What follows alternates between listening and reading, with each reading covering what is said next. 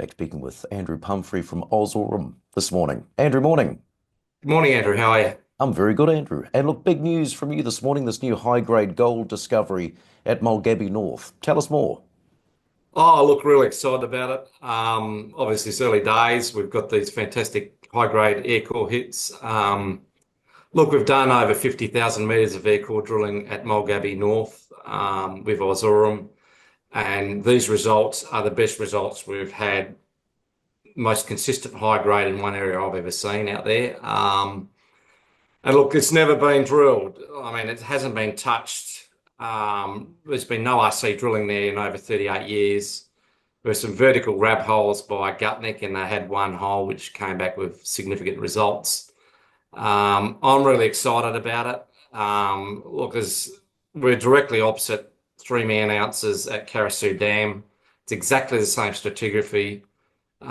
We've got this cross fault. Now, where I've done this drilling is basically it's probably the biggest displacement I've seen in a cross fault along that whole relief shear. And I'm not bragging, I've been doing this for a long time, and cross faults are the key as far as I'm concerned. They're my number one targeting parameter, and you'll see all the significant gold deposits out here in Eastern Goldfields and in the Yilgarn are all associated with cross faults, in this type of stratigraphy. So, look, who knows where this thing will go, but it certainly looks really exciting. And look, there's some historic RC results here that are pretty good, or they're really good. So I'm really excited about it.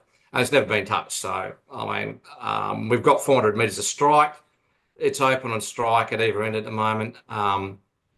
What's really interesting is the first line we drilled, that hole 705 intersected at 10 meters at 6.6. I mean, I like this.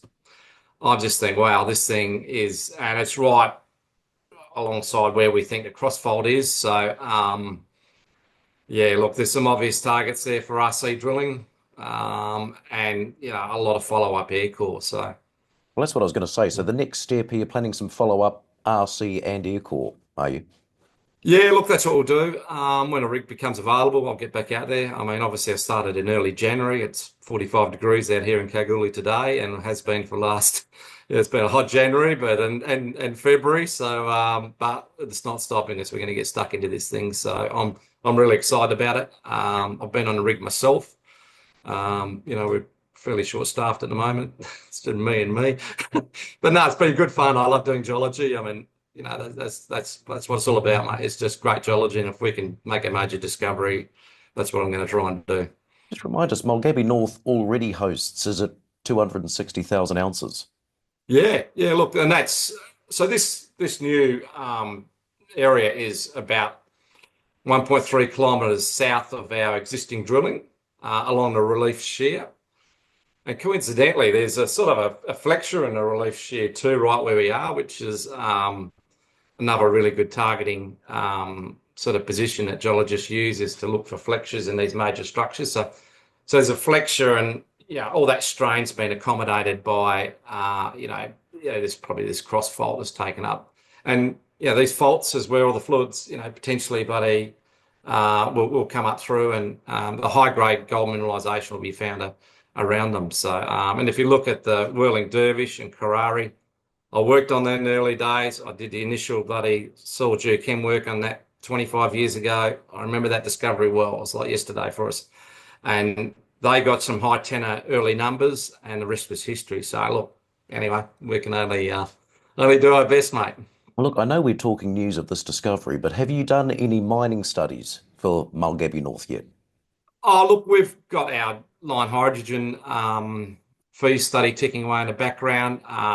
We've put out a release about how that's progressing. So, we've had the diamond rig up there doing some geotech drilling for a trial pit. So, we're aiming to sort of bring our cash flow forward and get into that as quick as we can.